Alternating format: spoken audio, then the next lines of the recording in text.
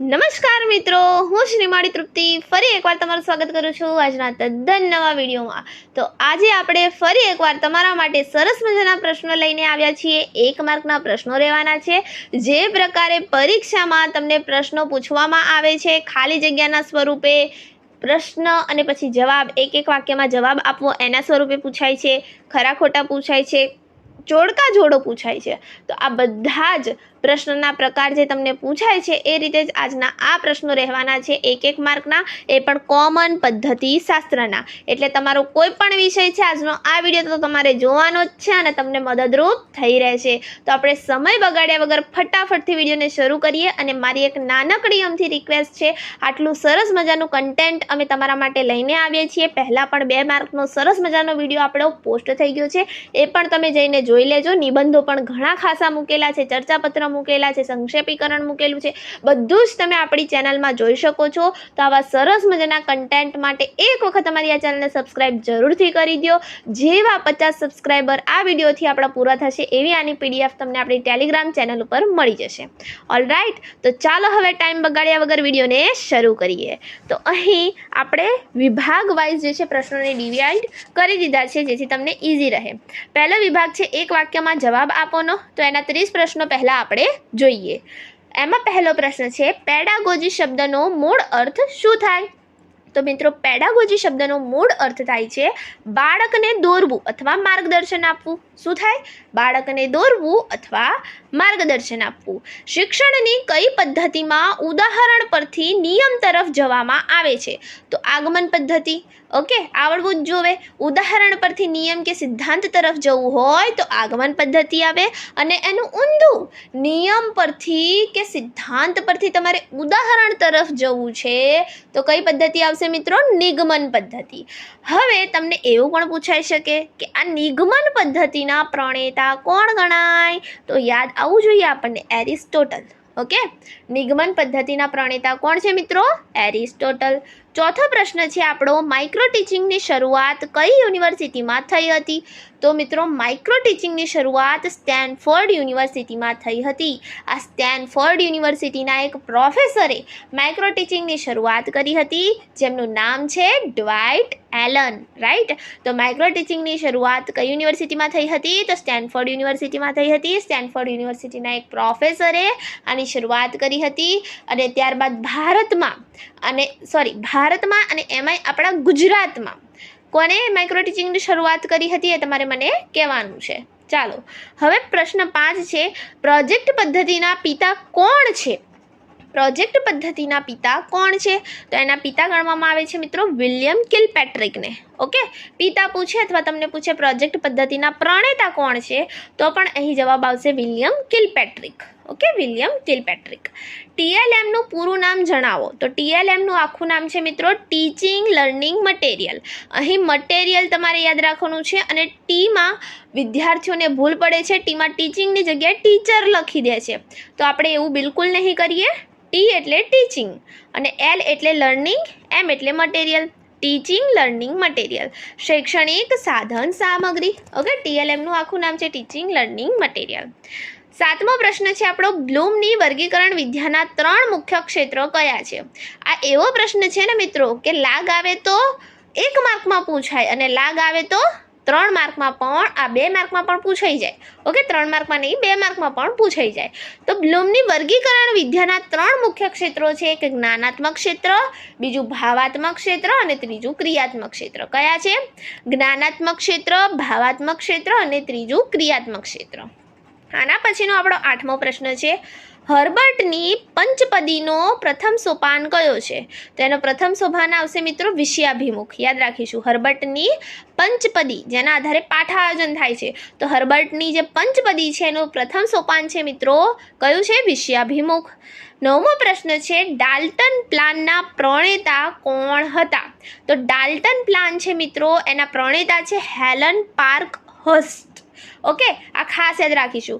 તો Helen park heist જે છે એ ડાલ્ટન પ્લાનના પ્રણેતા છે। ડાલ્ટન પદ્ધતિ જે છે એના પ્રણેતા કોણ છે? Helen park heist. આના પછીનો પ્રશ્ન છે, કઈ પદ્ધતિમાં વિદ્યાર્થી પોતે સંશોધક તરીકે કાર્ય કરે છે? તો હ્યુરિસ્ટિક પદ્ધતિ એવી છે જેમાં વિદ્યાર્થી પોતે સંશોધક તરીકેનું કાર્ય કરે છે.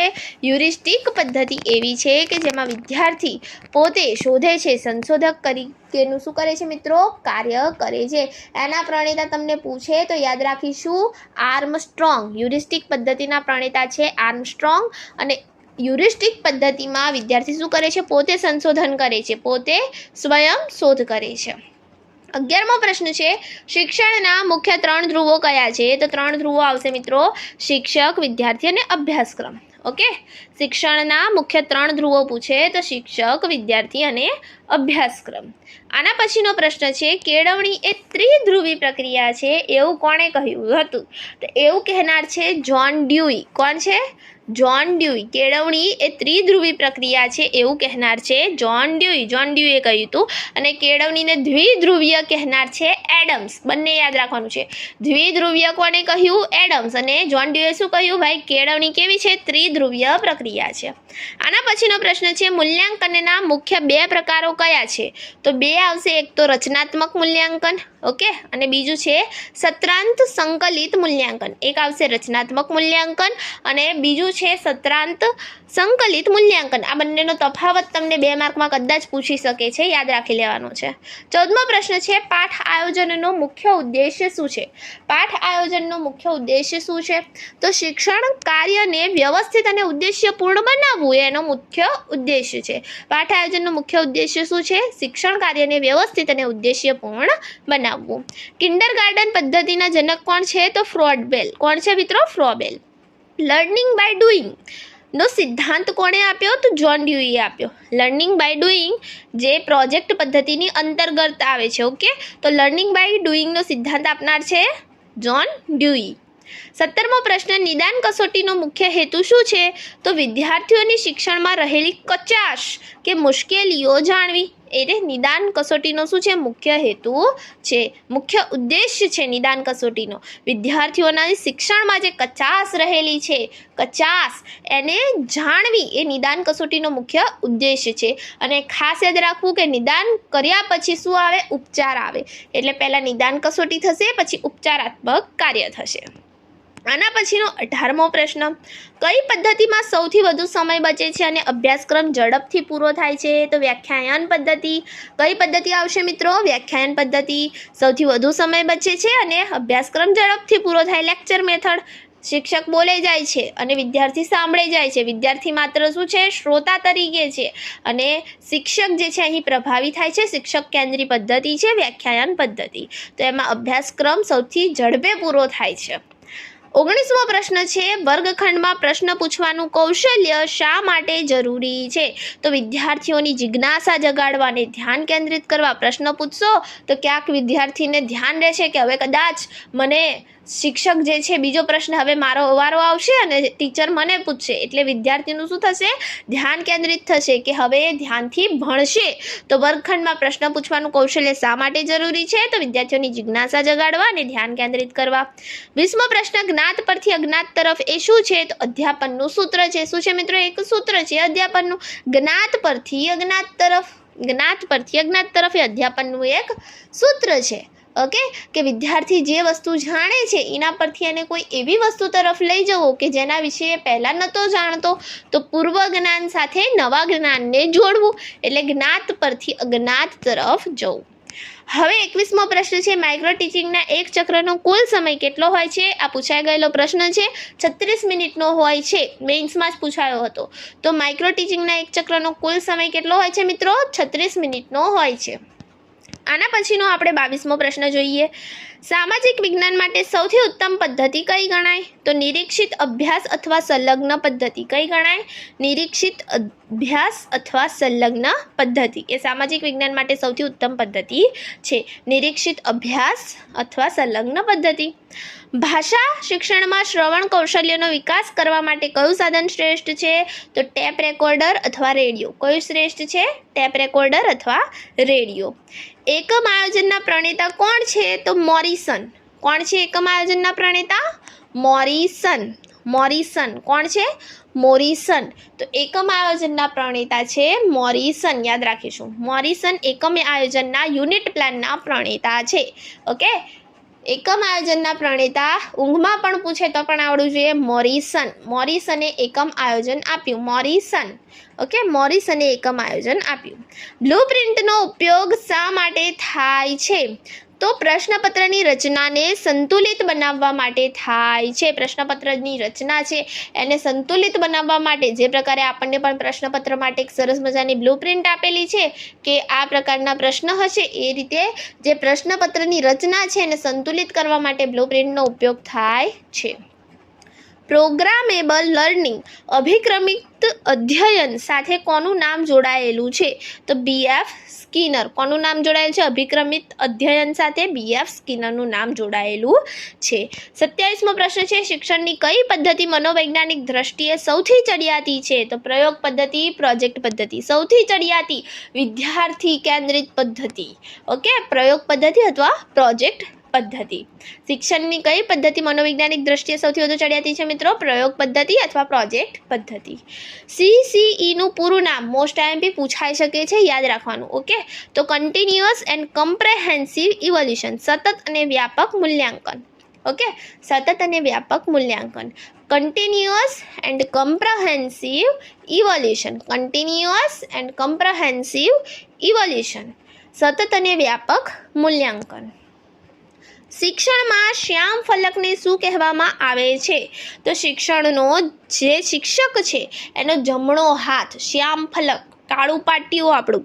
શિક્ષણમાં શ્યામ ફલકને શિક્ષકનો જમણો હાથ કહેવામાં આવે છે. શું કહેવામાં આવે છે? શિક્ષકનો જમણો હાથ કહેવામાં આવે છે. શ્યામ ફલક, પાટિયા ઉપર આપણે જમણા હાથ ઉપર વડે લખીએ ને એવું યાદ રાખવાનું કે શિક્ષકનો જમણો હાથ છે એ કાળું પાટિયું છે. શિક્ષણમાં શ્યામ ફલકને શું કહેવામાં આવે છે મિત્રો? શિક્ષકનો જમણો હાથ કહેવામાં આવે છે. 30મો અને છેલ્લો પ્રશ્ન આપણો એક માર્કમાં જે આપણે પ્રશ્નને જવાબમાં લીધો એનો છેલ્લો પ્રશ્ન. રમકડું પદ્ધતિના પ્રણેતા કોણ છે? રમકડું પદ્ધતિ પ્લે વે મેથડના પ્રણેતા કોલ્ડવેલ કુક છે. કોણ છે? કોલ્ડવેલ કુક છે. આ ઉપરાંત તમને પૂછાઈ શકે એવા પૂર્ણ નામ જે આપણે જોયા એ ખાસ યાદ રાખજો. TLMના, CCEના અને ICTનું પણ ફૂલ ફોર્મ યાદ રાખવાનું. Information and communication technology. ICTનું આખું નામ યાદ રાખીશું. ઓકે, તો અહીં જે છે એક માર્કના જે પ્રશ્ન અને જવાબ છે એ પૂરા થાય છે. હવે આપણે જે છે ખાલી જગ્યા પૂરો જોઈશું. એના માટે ડાયરેક્ટ આપણે જવાબ લખી દીધા છે. તો અધ્યાપનનું સર્વોચ્ચ સોપાન ખાલી જગ્યા છે. કયું આવશે? મૂલ્યાંકન. અધ્યાપનનું સર્વોચ્ચ સોપાન કયું છે મિત્રો? મૂલ્યાંકન છે. છેલ્લે મૂલ્યાંકન આવે. ઓકે, તો અધ્યાપનનું સર્વોચ્ચ સોપાન કયું છે? મૂલ્યાંકન છે. આવું પૂછાશે. અધ્યાપનનું સર્વોચ્ચ સોપાન ખાલી જગ્યા છે તો લખીને આવવાનું મૂલ્યાંકન. નિયમ પરથી ઉદાહરણ તરફ જતી પદ્ધતિ એટલે તો નિગમન પદ્ધતિ. નિયમ તરફથી ઉદાહરણ તરફ જાય તો નિગમન, ઉદાહરણ પરથી નિયમ તરફ આવે તો આગમન. ચાલો, શિક્ષણ એ દ્વિમાર્ગી પ્રક્રિયા છે. શિક્ષણ કેવી પ્રક્રિયા છે? દ્વિમાર્ગી પ્રક્રિયા છે. યાદ રાખીશું, દ્વિમાર્ગી પ્રક્રિયા છે. શિક્ષણ એ દ્વિમાર્ગી પ્રક્રિયા છે. પાછા શિક્ષણના 3 ધ્રુવ યાદ આવે એટલે ત્રિમાર્ગી લખીને ના આવતા, દ્વિમાર્ગી આવશે. ઓકે, શિક્ષણ કેવી પ્રક્રિયા છે? દ્વિમાર્ગી પ્રક્રિયા છે. શિક્ષણની વ્યાખ્યાયન પદ્ધતિ શિક્ષક કેન્દ્રી છે. કેવી છે? શિક્ષક જે છે કેન્દ્રમાં છે. આગળ જ વાત કરીએ, વ્યાખ્યાયન પદ્ધતિમાં શિક્ષક કેન્દ્રમાં છે. ઓકે, તો શિક્ષણની વ્યાખ્યાયન પદ્ધતિ શિક્ષક કેન્દ્રી છે. પાઠ આયોજનમાં વિષયાભિમુખ દ્વારા પૂર્વ જ્ઞાન ચકાસવામાં આવે છે. કઈ પદ્ધતિ દ્વારા પૂર્વ જ્ઞાન ચકાસાય છે? વિષયાભિમુખ દ્વારા પૂર્વ જ્ઞાન ચકાસવામાં આવે છે. શામાં? પાઠ આયોજનમાં. પાઠ આયોજનમાં શાના દ્વારા મિત્રો પૂર્વ જ્ઞાન ચકાસીશું? તો વિષયાભિમુખ દ્વારા આપણે પૂર્વ જ્ઞાન ચકાસીએ છીએ.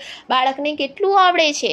ઓકે, તો પૂર્વ જ્ઞાન ચકાસણી માટે વિષયાભિમુખનો ઉપયોગ થાય છે. ચાલો, પ્રોજેક્ટ પદ્ધતિમાં વિદ્યાર્થી સામાજિક વાતાવરણમાં શીખે છે. ઓકે, તો ખાલી જગ્યા પદ્ધતિમાં વિદ્યાર્થી સામાજિક વાતાવરણમાં શીખે છે. તો પ્રોજેક્ટ પદ્ધતિ એવી છે કે જેમાં વિદ્યાર્થી સામાજિક વાતાવરણમાં શીખે છે. માઇક્રો ટીચિંગમાં કુલ કેટલા સોપાનો છે? તો 6 સોપાનો છે, યાદ રાખીશું 6, અને આ 6 સોપાનો આપણને આવડવા જોઈએ. અને માઇક્રો ટીચિંગ તો આમ એવું કડકડાટ આવડવું જોઈએ ને, કારણ કે આનો જે પ્રશ્ન છે, મોટો પ્રશ્ન પણ તમને પૂછાઈ શકે છે માઇક્રો ટીચિંગનો. તો 6 સોપાનો કેટલા છે મિત્રો? 6 સોપાનો છે માઇક્રો ટીચિંગના. આના પછીનો પ્રશ્ન છે, વર્ગખંડમાં શિસ્ત જાળવવા માટે શિક્ષકનું ખાલી જગ્યા પ્રભાવશાળી હોવું જોઈએ. તો શું પ્રભાવશાળી હોવું જોઈએ? વ્યક્તિત્વ. શિક્ષકનું વ્યક્તિત્વ એવું પ્રભાવશાળી હોવું જોઈએ. ખાલી જગ્યા પદ્ધતિમાં ઇન્દ્રિયોનો સીધો ઉપયોગ થાય છે, ડાયરેક્ટ યુઝ થાય છે ઇન્દ્રિયોનો, એ છે નિરીક્ષણ પદ્ધતિ. કઈ પદ્ધતિ છે? નિરીક્ષણ પદ્ધતિ. નિરીક્ષણ પદ્ધતિમાં ઇન્દ્રિયોનો સીધો ઉપયોગ થાય છે. અધ્યાપન સૂત્રો શિક્ષણને ખાલી જગ્યા અને રસપ્રદ બનાવે છે. તો અધ્યાપન સૂત્રો છે એ શિક્ષણને કેવું બનાવે છે? સરળ અને રસપ્રદ બનાવે છે. મોન્ટેસરી પદ્ધતિના જનક ખાલી જગ્યા છે મારિયા મોન્ટેસરી. ખાલી મારિયા આગળનું યાદ રાખવાનું, બાકી મોન્ટેસરીનું એ જ છે. તો મારિયા મોન્ટેસરી છે. ઓકે, મોન્ટેસરી પદ્ધતિના જનક મારિયા મોન્ટેસરી છે. હર્બર્ટની પંચપદીનો અંતિમ સોપાન ઉપયોજન છે. ઓકે, હર્બર્ટની જે પંચપદી છે એનો અંતિમ સોપાન કયો છે મિત્રો? ઉપયોજન છે. અને પ્રથમ કયો આવે? વિષયાભિમુખ. તો હર્બર્ટની પંચપદીનો અંતિમ સોપાન ઉપયોજન છે. હર્બર્ટની પંચપદી પણ આપણને આવડવી જોઈએ. તો એનું જે અંતિમ સોપાન છે એ કયું છે મિત્રો? ઉપયોજન છે. ખાલી જગ્યા કસોટી પછી ઉપચારાત્મક કાર્ય કરવામાં આવે છે. તો નિદાન થઈ ગયું, પછી ઉપચારાત્મક કાર્ય થાય. આપણે આગળ જ વાત કરી, તો પહેલાં નિદાન થશે, પછી ઉપચાર થશે. તો નિદાન કસોટી પછી ઉપચારાત્મક કાર્ય કરવામાં આવે છે. સારા પ્રશ્નપત્રમાં ખાલી જગ્યા અને વિશ્વસનીયતા હોવી જોઈએ. તો વસ્તુનિષ્ઠતા. શું હોવું જોઈએ? વસ્તુનિષ્ઠતા. તો સારા પ્રશ્નપત્રમાં વસ્તુનિષ્ઠતા અને વિશ્વસનીયતા હોવી જોઈએ. આના પછીનો પ્રશ્ન છે, ખાલી જગ્યા પદ્ધતિ પ્રાથમિક સ્તરે ભાષા શિક્ષણ માટે ઉત્તમ છે. તો વાર્તા કથન. વાર્તા કયો? છોકરાઓ મસ્ત રસ પડી જાય છોકરાઓને. તો વાર્તા કથન પદ્ધતિ જે છે પ્રાથમિક સ્તરે ભાષા શિક્ષણ માટે ઉત્તમ છે. કમ્પ્યુટર એ ખાલી જગ્યા શૈક્ષણિક સાધન છે. તો કેવું સાધન છે મિત્રો? દ્રશ્ય શ્રાવ્ય સાધન છે. કેવું સાધન છે? દ્રશ્ય શ્રાવ્ય સાધન છે. લોકશાહી દેશમાં શિક્ષણ પદ્ધતિ ખાલી જગ્યા કેન્દ્રીય હોવી જોઈએ. તો વિદ્યાર્થી કેન્દ્રીય હોવી જોઈએ. શાના કેન્દ્રીય હોવી જોઈએ? વિદ્યાર્થી કેન્દ્રીય હોવી જોઈએ. ખાલી જગ્યાથી જ્ઞાનનું દ્રઢીકરણ થાય છે.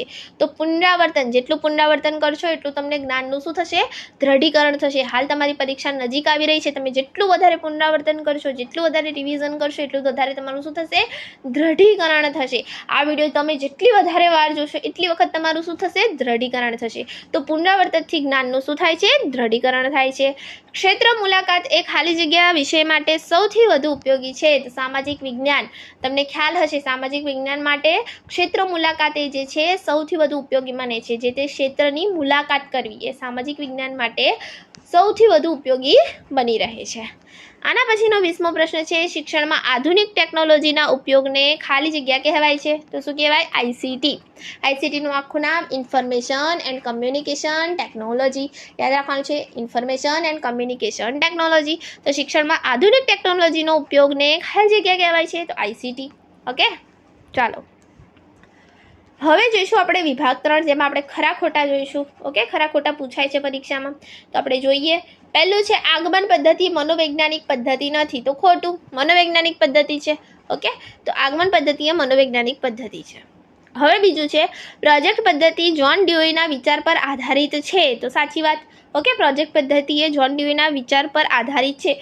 પણ તમને એવું પૂછાય મિત્રો કે પ્રોજેક્ટ પદ્ધતિના પ્રણેતા કોણ છે? તો વિલિયમ કિલપેટ્રિક જ લખવું. ઓકે, તો પ્રોજેક્ટ પદ્ધતિ એ કોના વિચાર પર આધારિત છે? તો જ્હોન ડ્યુઈના. એ સાચું છે.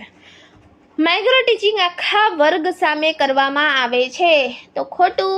એમાં તો નાનું જૂથ હોય છે, 5 થી 7 જણા હોય છે, રાઈટ? તો ખોટું છે. ચોથો પ્રશ્ન, નિગમન પદ્ધતિમાં નિયમ પહેલા આપવામાં આવે છે. તો શું રહેશે મિત્રો? સાચું. ખરું. નિગમન પદ્ધતિમાં નિયમ પહેલા આપીશું અને પછી નિયમ પરથી ક્યાં જઈશું? ઉદાહરણ તરફ જઈશું. ઓકે, ચાલો. 5મો પ્રશ્ન છે, પાઠ આયોજનમાં વિષય વસ્તુની પસંદગી જરૂરી નથી. તો ખોટું. પહેલાં તો વિષય જ ખબર હોવી જોઈએ ને તમને. ઓકે, તો પાઠ આયોજનમાં વિષય વસ્તુની પસંદગી જરૂરી છે. તો કે હા છે. ઓકે, તો અહીં ખોટું પડશે. છઠ્ઠો પ્રશ્ન, રચનાત્મક મૂલ્યાંકન વર્ષના અંતે લેવામાં આવે છે. તો ખોટું. એ સત્ર દરમિયાન હોય છે. ઓકે, તો જે સત્રાંત મૂલ્યાંકન હોય છે ને એ વર્ષના અંતે લેવાય, રચનાત્મક ન લેવાય, રચનાત્મક તમે ગમે ત્યારે લઈ શકો. તો આ જે છે ખોટું રહેશે. હવે 7મો પ્રશ્ન છે, દ્રશ્ય શ્રાવ્ય સાધનોથી જે શિક્ષણ છે કંટાળાજનક બને છે તેવું કોઈ દિવસ હોય ન હોય, તો ખોટું છે. ચાલો, શિક્ષકે વર્ગમાં પ્રશ્નો પૂછવા માટે ઉત્તેજન આપવું જોઈએ, તો સાચી વાત છે. વિદ્યાર્થી પ્રશ્નો પૂછે એના માટે શિક્ષકે ઉત્તેજન આપવું જોઈએ, ખરી વાત છે. 9મો પ્રશ્ન, વ્યાખ્યાન પદ્ધતિમાં વિદ્યાર્થીઓ સક્રિય રહે છે, તો આ વાત કેવી છે? ખોટી છે. ખાલી શિક્ષક બોલે છે, વિદ્યાર્થીઓ ખાલી શ્રોતા છે.